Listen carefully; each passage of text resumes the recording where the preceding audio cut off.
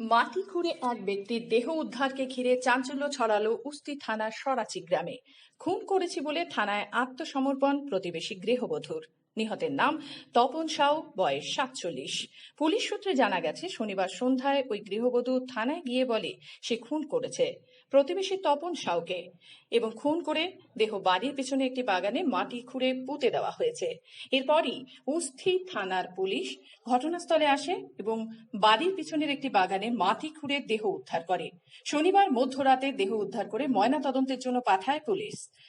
খুনের কারণ নিয়ে প্রাথমিকভাবে পুলিশের অনুমান, বেশ কয়েকদিন ধরে ওই গৃহবধূকে উত্ত্যক্ত করার ফলেই এই ঘটনা ঘটেছে।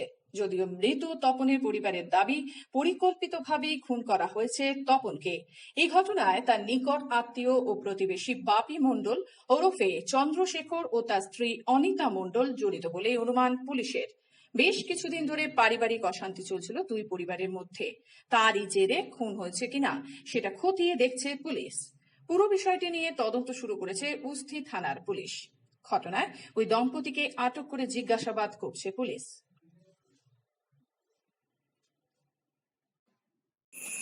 এখানে যেটা শুনলাম যে ওই যে মানে মেরেছে সে নিজে নাকি স্বীকার করেছে যে হ্যাঁ আমি মেরেছি, মেরে ওরকম কেটে দিয়েছি। আর আমি তো এখানে বিশেষ করে থাকি না, আমি অত কিছু জানি না। তা আমি রবিবার দিন এসেছিলাম, এসে একটু ইঙ্গিত পেলাম যে এরা প্রায় সময় ঝগড়াঝাটি এসব করে। তা আমি বললাম যে ও তো একা থাকে, তা তোরা কি ভাই ভাই মিলেমিশে থাকতে হয় না? হ্যাঁ, আজকে নয় তোর ক্ষতি হবে, নয় ওর ক্ষতি হবে। তা এইবারে হয়তো হতেই পারে, হয়তো পাশাপাশি থাকতে গেলে ঝগড়াঝাটি হয়, কিন্তু তাহলে এত বড় সিদ্ধান্ত নেওয়া তো ঠিক হয় না।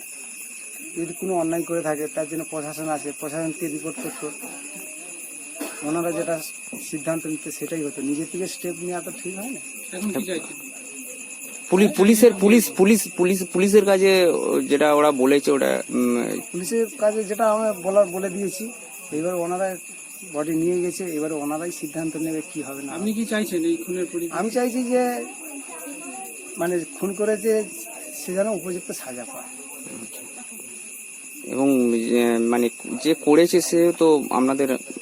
হ্যাঁ, আমার পিসিমার ছেলে আর ছেলের বউ। আচ্ছা, সে পুলিশের কাছে মানে ওনারা যেটা পুলিশের কাছে বক্তব্য দিয়েছে যে এরকম নাকি ওনার স্ত্রীকে মানে রেপ করতে গিয়েছিল। না, এটা তো উনি মানে এর থেকে রেহাই পাওয়ার জন্য ও তো একটা নিজের রাস্তা তো একটা তৈরি করবে, ও তো বানিয়ে বলতেই পারে। আর এটাই সত্যি, একটা ছেলের মা, বাচ্চা কাচ্চা হয়ে গেছে, বয়স হয়ে গেছে, তা এত মেয়ে থাকতে একটা বয়স্ক মহিলাকে ওরকম রেপ করতে যাবে, এটা সম্ভব কি? সম্ভব না। তাই এটা হচ্ছে অনেক দিনের খাট ছিল, যাতে হচ্ছে একে মেরে দিতে পারলেই আমার বাড়িটা ভালোভাবে নিশ্চিন্তে থাকবো, আমার কোনো আর ঝুট ঝামেলা থাকবে না, এরকম একটা চিন্তা ভাবনা নিয়ে এই জিনিসটা ঘটিয়েছে। বাড়ি জায়গা নিয়ে কি ঝগড়া হচ্ছিল, গন্ডগোল হচ্ছে? বাড়ি গন্ডগোল বলতে কি, এমনি তো বিষয় সম্পত্তিতে কিছু নেই, সব খেটে খাওয়া মানুষ। এবার পাশাপাশি থাকতে গেলে হয়তো ওর ওখানটা একটু জল পড়লো, আমাদের ওখানটা হয়তো জল পড়লো, এই নিয়ে ভুল হয়ে যাবে, এই নিয়ে ঝগড়াঝাটি। সেটা তো মাঝে মাঝেই চলতো, এটা প্রায় সময় মাঝে মাঝে চলতো। আমি তো মাঝে সাঝে আসতাম, আমি তো সব দিন যাতায়াত করতাম না, আমি এখানে থাকতাম না। এবার ধরুন আমি 1 মাস 2 মাস বাদে আসছি, তখনই বাপিও কমপ্লেন জানায়, আমার ভাইও কমপ্লেন জানায়। তা আমি আমার দাদা হিসাবে ওদের থেকে আমি বড়, আমি দুজনকেই বুঝাই, কিন্তু দেখ আমি থাকি না, তোরা 2 ভাই মিলেমিশে থাক, কাকার তো ঘর তো নেই, হ্যাঁ ওরা পুরো উঠে গেছে, তা তোরা 2 ভাই মিলেমিশে থাকতে পারি না। এটা আমার যেটা দাদা হিসেবে কত সেটা বুঝিয়ে যায়, কিন্তু এত বড় সিদ্ধান্ত নেওয়া তো ঠিক হয় না। এটাই আমার, আর কিছু বলার। কোথায় কোথায় থেকে পাওয়া গেল? ওই তো আমার বাড়ির পেছনে যে ডোবাটা আছে, বাগানে ডোবা। সেখান থেকে হ্যাঁ, মাটি খুঁড়ে ওর ভেতরে চাপা দিয়ে রেখেছিল, এইমাত্র উদ্ধার করলো। আপনার নামটা? আমার নাম দিলীপ সাহা। আপনি ওর দাদা হন? আমি দাদা। বডি ইনফরমেশন ছিল, যিনি করেছেন তিনি বললেন থানাতে যে ওকে প্রতিবেশীকে মারতে বাধ্য হয়েছেন। আমরা এসে ডিগনিটার করেছি in presence of executive magistrate.